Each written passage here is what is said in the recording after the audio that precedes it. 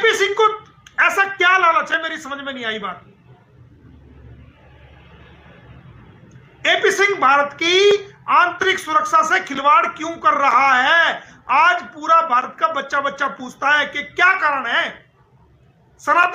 पाकिस्तानी सनातनी तो और भी हैं जो हिंदू भाई हैं, आज तक आप वहां कभी गए नहीं। 1 साल से हर हफ्ते सुबह शाम सीमा सीमा सीमा, सुबह शाम अपनी गाड़ियों में लेके घूम रहे हो। क्यों भाई? एक वकील का कर्तव्य है कि क्लाइंटों को अपनी गाड़ियों में लेके घूमे। ये एपी सिंह की मौसी की लड़की नहीं है, जब मर्जी आओ गाड़ी में बिठाओ, वहां ले जाओ, वहां ले जाओ, वहां ले जाओ। इसका मतलब तो आप इसको, जो गाजियाबाद में नेवी का हमारा और जो एयरफोर्स का स्टेशन है, आप तो वहां भी लेके गए होंगे। जो रिस्ट्रिक्टेड एरिया है, जहां पर कोई पाकिस्तानी जा ही नहीं सकता, वहां पर बोर्ड लगे रहते हैं कि रिस्ट्रिक्टेड एरिया, कोई भी पाकिस्तानी व्यक्ति, कोई भी फॉरेनर्स व्यक्ति इसके एरिया के आसपास भी दिखाई नहीं देना चाहिए। वहां पर मनाही है, जो लोग वीजा लेके आते हैं उनको भी मनाही है वहां पर जाना। तो इसका मतलब आप गाड़ी में घुमा करके आप तो सारी जगह दिखा रहे हैं उसको कि यहाँ हमारा एयरफोर्स है, यहाँ हमारी फौज रहती है, यहाँ हमारे जहाज खड़े होते हैं, यहाँ हमारे विमान खड़े होते हैं। तो आप तो देश की सुरक्षा को सिर्फ मीडिया में आने के लिए आपने तो ताक पे लगा दिया। भारत की सुरक्षा को आपने कहां समझा? भारत की नेवी की आपने सिक्रेसी को कहां समझा? आर्मी की सिक्रेसी को आपने कहां समझा? भारत की पुलिस की या भारत की आंतरिक सुरक्षा के जितने भी स्रोत हैं, जितने भी डिपार्टमेंट हैं, उनकी सुरक्षा को आपने कहां समझा? क्या सबूत है किसी के पास कि आप उसको वहां लेके नहीं गए?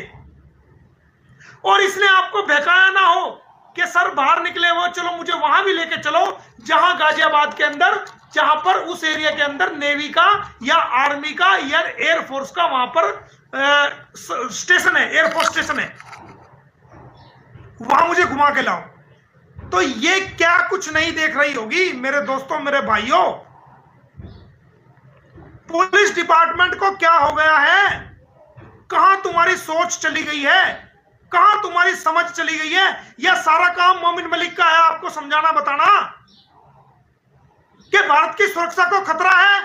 चिल्ला चिल्ला के कह रहा हूं कि सीमा हैदर से भारत की आंतरिक सुरक्षा को खतरा है। चिल्ला चिल्ला के आज कह रहा हूं मैं आपको, कोई सुनने के लिए तैयार नहीं है। कानों के अंदर रूह डाल रखी है। और एक दिन वो आएगा कि आप, भारत की सरकार भी पछताएगी, भारत के लोग भी पछताएंगे, और ये ऑफिसर जो उसको छूट दे रहे हैं, जो लोग उनके साथ लगे हुए हैं, जो उसको सपोर्ट कर रहे हैं, ये भी पछताएंगे कि इन्होंने क्या कर दिया। ये वो आम लेडी नहीं है। सारी बात मैं आपको मीडिया पे नहीं बता सकता, मुझे पता है ये कौन है, इसकी सारी मैं जड़ निकाल के लेके आया हूं। ये भारत की सुरक्षा के लिए बहुत बड़ा खतरा है, ये मैं आपको बता रहा हूं, आज भी बता रहा हूं। इसको जितनी जल्दी जेल में डाला जाए उतना कम है, वरना ये वो नासूर है, ये फैलता जाएगा, फैलता जाएगा, फैलता जाएगा।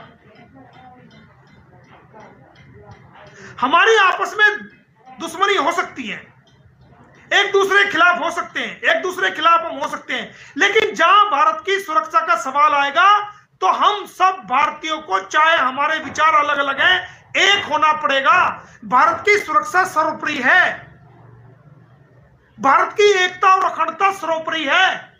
यह सीमा हैदर नहीं है हमारे लिए।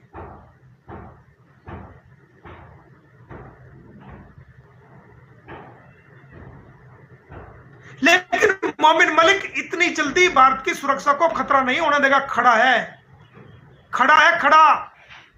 मुझे आप जो मर्जी इल्जाम लगाओ, जैसे मर्जी इल्जाम लगाओ, मुझे फर्क नहीं पड़ता।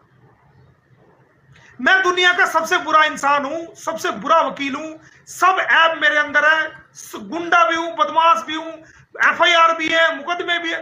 तो आप जो मर्जी कहो, फर्क नहीं पड़ता मुझे। लेकिन मैं हक के लिए खड़ा हूं, मैं इंसाफ के लिए खड़ा हूं, मैं भारत की सुरक्षा के लिए खड़ा हूं। मैं भारत के लोगों की सुरक्षा के लिए खड़ा हूं, मैं अपने प्यारे वतन की सुरक्षा के लिए खड़ा हूं। अपने जिंदे जी अपने भारत की सुरक्षा पर आंच नहीं आने दूंगा, शीश कटा दूंगा 100 बार अपने भारत की सुरक्षा के लिए। मुझे मुसलमान की दृष्टि से मत देखो, मैं मुसलमान बाद में हूं, पहले मैं भारतीय हूं। मैंने भारत की भूमि पर जन्म लिया है और मैं भारत की सुरक्षा के लिए लड़ाई लड़ रहा हूं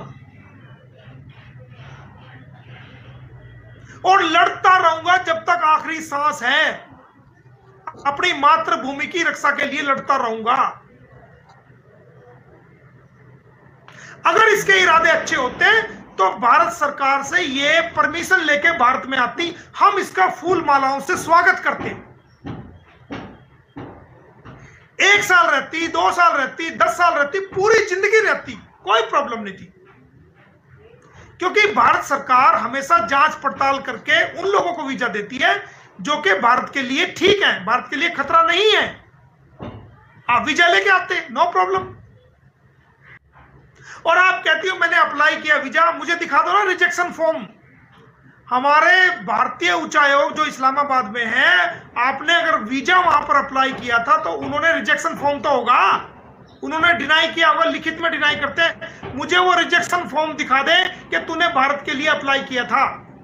मैं जल्द ही उत्तर प्रदेश सरकार को, गृह मंत्रालय भारत सरकार को, माननीय राष्ट्रपति को एक रिक्वेस्ट देना चाह रहा हूं कि उत्तर प्रदेश से ये केस वापस लेकर के हरियाणा पुलिस को सौंपा जाए, क्योंकि मामला हरियाणा का बनता है। हरियाणा के अंदर ही इसको सबसे पहली बार पहचाना गया, वहीं इसको अरेस्ट किया गया, बल्लभगढ़ के अंदर, फरीदाबाद के अंदर, और एफआईआर बाद में दर्ज की गई, अगले दिन एफआईआर दर्ज की गई। जबकि कोई भी मुलजिम जहां पकड़ा जाएगा उसी इलाके के अंदर जो थाना बनता है वहीं पे एफआईआर दर्ज होगी। इसको 3 तारीख 7वां महीना 2023 में जो अरेस्ट किया गया, चंद्रावली नाला बल्लभगढ़ एरिया फरीदाबाद से, और अगले दिन इसकी एफआईआर दर्ज की गई रबूपुरा के अंदर हल्की धाराओं के अंदर। इसका मतलब क्या सेटिंग से एफआईआर दर्ज की गई? क्या मिली भगत करके एफआईआर दर्ज की गई?